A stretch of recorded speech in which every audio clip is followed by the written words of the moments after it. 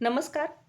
आता सध्या जी कर्जमाफी सुरू आहे, त्यामध्ये आता लेटेस्ट अपडेट हे आले आहेत, की पुण्यश्लोक अहिल्यादेवी होळकर कर्जमाफी जी काही योजना आहे, त्यामध्ये तब्बल 94,000 शेतकरी हे अपात्र ठरवण्यात आलेले आहेत.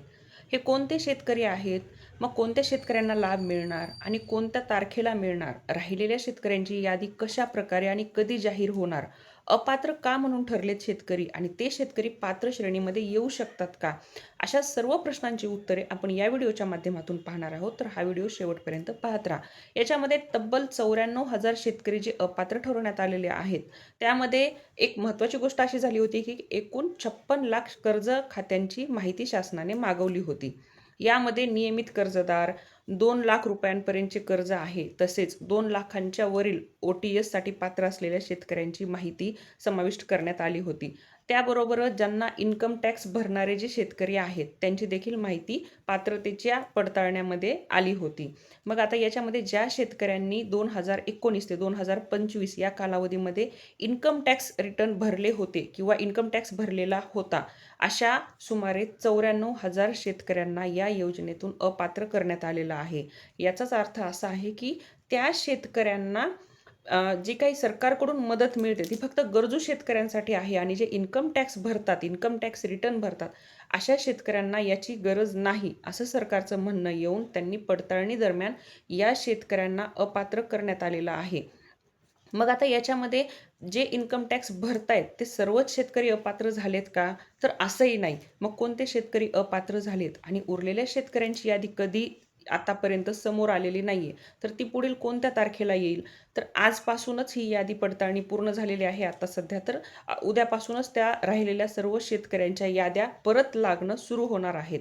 त्याच्यामुळे आता सध्या जे काही पात्र शेतकरी आहेत कर्जमाफीसाठी, म्हणजे जे गरजू शेतकरी आहेत, त्या सर्व शेतकऱ्यांसाठी नवीन निधी मंजूर झालेला आहे आणि त्या सर्व शेतकऱ्यांना या योजनेमध्ये जे काही पात्र ठरलेले आहेत, ते जवळपास 16,94,000 शेतकऱ्यांची माहिती तपासणी प्रक्रियेमध्ये आहे. जे काही परत नव्याने पडताळणी होणार आहे. सध्या कर्जमाफीची जी काही प्रक्रिया सुरू आहे, त्याच्यामध्ये 9 लाखाहून अधिक शेतकऱ्यांची आपली KYC कंप्लीट झालेली आहे. आता जसं आपण आधीच्या व्हिडिओमध्ये पाहिलेलं आहे, जे शेतकरी कर्जमाफीसाठी पात्र ठरलेत आणि ज्यांच्या यादीमध्ये नावं आलेले आहेत, अशा प्रत्येक शेतकऱ्यांनी जे KYC करतील, ई-KYC केल्यानंतर 48 तासांमध्ये तुमचा कर्ज खात्यावरती तुम्हाला ती रक्कम दिसून येणार आहे. त्यामुळे सर्व शेतकऱ्यांना मी परत एकदा विनंती करत आहे, की प्लीज आपली KYC करून घ्या. कारण ई-KYC नाही झाली तुमची, तर तुम्हाला ती कर्ज खात्यामध्ये रक्कम मिळणार नाही. मग आता राज्य शासनाने या योजनेसाठी जी काही ही पुढील यादी आहे, त्याच्यासाठी तब्बल 7,000 कोटी रुपयांचा निधी उपलब्ध करून दिला आहे.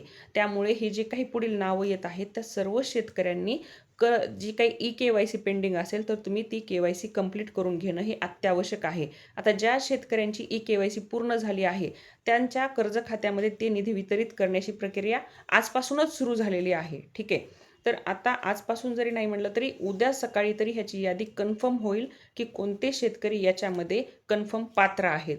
तर सर्व ज्या काही शेतकऱ्यांची ई-KYC कंप्लीट झाली, की त्याच्या 48 तासांच्या आत त्यांच्या कर्जमाफीची रक्कम त्यांच्या खात्यावरती जमा केली जाणार आहे.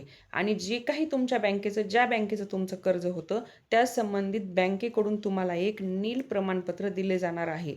ते नील प्रमाणपत्र मिळाल्यानंतर पुढील तुम्ही जे काही कर्ज किंवा इतर बँकिंग प्रक्रिया जी आहे, ती शेतकरी पूर्ण करू शकतात. म्हणजेच याचा अर्थ काय? ज्यांची ई-KYC कंप्लीट झाली, ज्यांचं लिस्टमध्ये नाव आलं पहिलं तर, लिस्टमध्ये नाव आल्यानंतर तुमची KYC कंप्लीट असणं आवश्यक आहे. ज्यांची KYC कंप्लीट झालेली आहे, त्या सर्व शेतकऱ्यांची ती रक्कम येऊन तुम्हाला बँकेकडून एक नील प्रमाणपत्र मिळणार आहे आणि ते नील प्रमाणपत्र तुम्ही तिथेच बँकेमध्ये एक प्रोसेस आहे छोटीशी लोन क्लोज करण्याची, ती प्रोसेस कंप्लीट करून घेऊन तुमचं खातं कर्ज फ्री कर्ज फ्री खातं होण्यासाठीची ही प्रोसेस आहे आणि त्या पद्धतीने ती रक्कम लगेच तिथेच ती रक्कम देऊन बँक तुमचं नील प्रमाणपत्र देणार आहे. म्हणजेच तुमचं ते खातं नील करून देणार आहे. आता याच्यामध्ये जेवढे काही शेतकऱ्यांची ही नवीन यादी आहे, याच्यामध्ये जेवढे शेतकरी आहेत, त्यांनी यादीमध्ये नाव आल्याबरोबर पहिली त्याची रक्कम तपासणं आवश्यक आहे, की तुमच्या नावाच्या समोर किती रक्कम दाखवते. ती जर रक्कम तुमची चुकीची दाखवत असेल, तुम्ही सगळ्यात पहिलं काम करायचं आहे ते म्हणजे पुण्यश्लोक अहिल्यादेवी होळकर हे पोर्टल चेक करायचं आहे.